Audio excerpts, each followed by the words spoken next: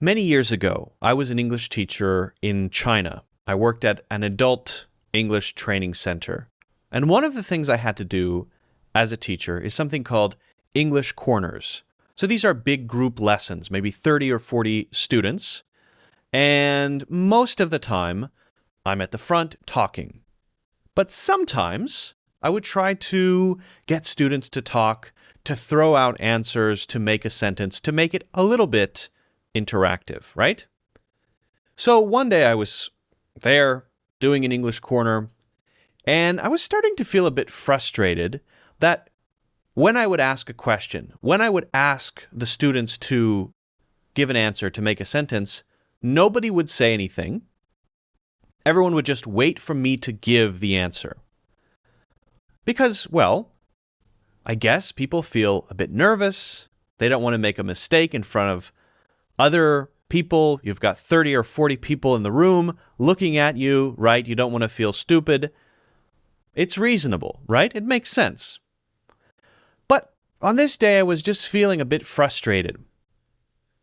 I need to get somebody to participate, to say something. I was teaching a phrase. I think the phrase was make do. And I wanted somebody to make a sentence using make do. And I decided in my little brain that I will say nothing until somebody responds. If I have to stand here for 30 minutes until this ends, I will. I decided that I was going to force, because nobody was saying anything, I'm going to force somebody to say something. So I asked, can anyone try to make a sentence with the phrase make do?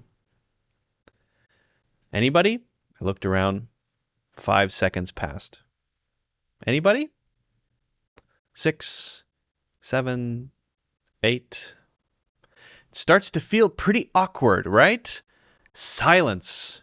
Now, I had resolved that I wouldn't say anything, so I was I was prepared to stand there for the rest of my life if I had to. Finally, someone said something. Didn't just say something, but stood up and loudly gave a sentence. Jason, I believe, was that student's name. Jason stood up straight, like we were in primary school, and said something like, I make do my homework every night. It's wrong. That's not how you use make do. I'll give you a correct sentence in a second. And my feeling immediately was not, what an idiot. Jason, you're wrong. My feeling was, here's someone who has just pushed through a barrier of fear, of judgment, and made a decision to not worry about how stupid he may look, right? And I don't think anyone thought he was stupid. I certainly didn't think so. Didn't worry about whether it was right or wrong, just said, you know what, I'm just going to say it. And didn't just say it, didn't mumble it, didn't whisper it, but stood up and said a completely wrong sentence. Now, I think this is such an important thing, but I'll explain why in a second. So what happened next? Did everyone go, ha, ha, ha, and point and laugh at Jason?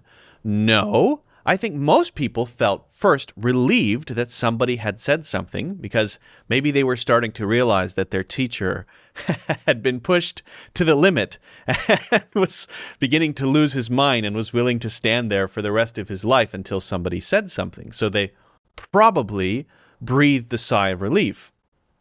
But I think also they probably admired Jason for his bravery, for his willingness to just say something, right? I think that's probably what people felt. I don't think they felt, what if the sentence is wrong, then he's dumb or something. I don't think so. And again, I certainly didn't feel that way. So the sentence was wrong. What did we do next? Well, I wrote Jason's sentence on the whiteboard. I wrote it down exactly. I make do my homework every night. And then this provided an opportunity for everybody to learn something. Here is an example, a sentence. It's not quite right. Here are some things we can do to make it better, and we work through it. This allows us to understand it more deeply, right? If I just tell you things and then you try to process that and then you go away, your understanding is not as rich as if you had kind of worked through something.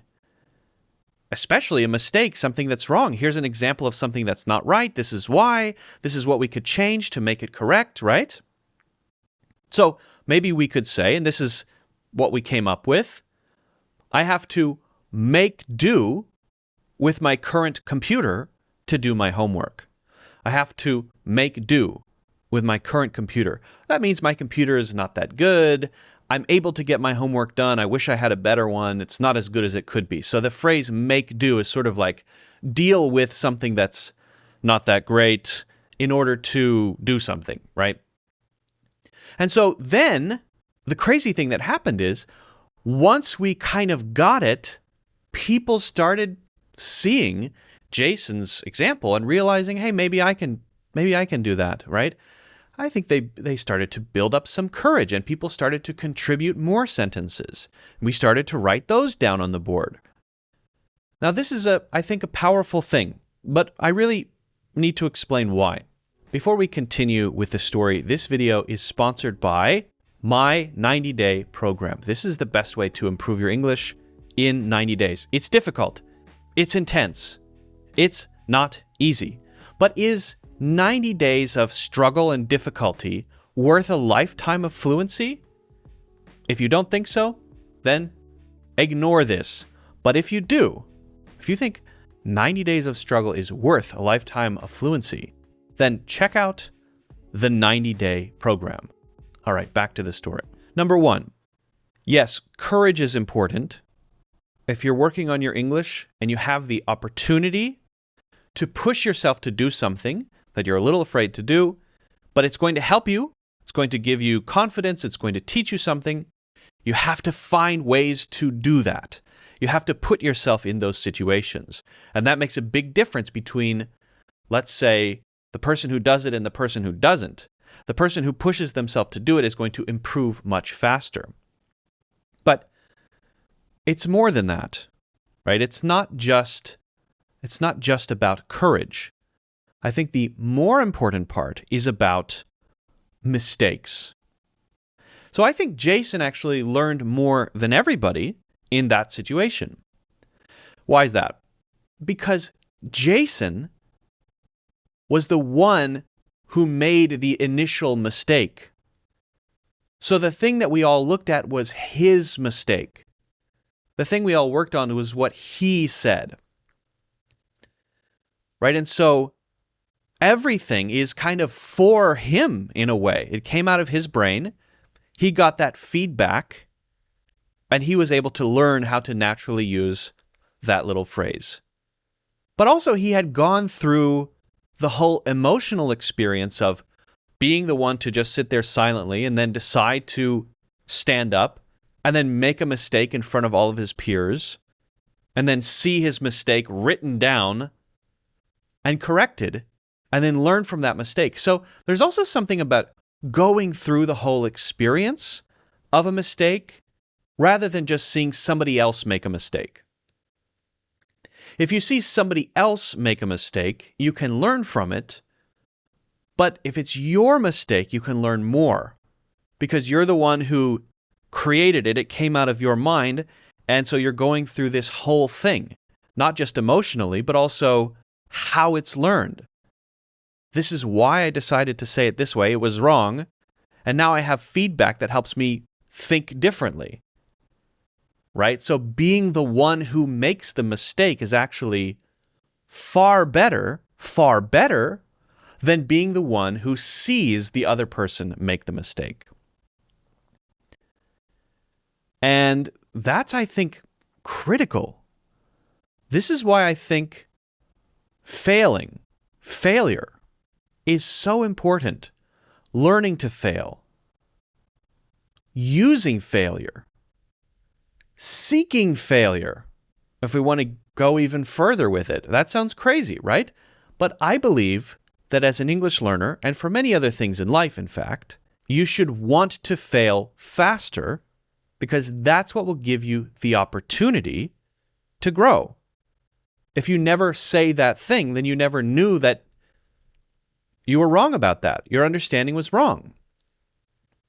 So you walk around with a bunch of things that you would fail to do, but because you didn't actually fail, you never knew that you were actually wrong, right?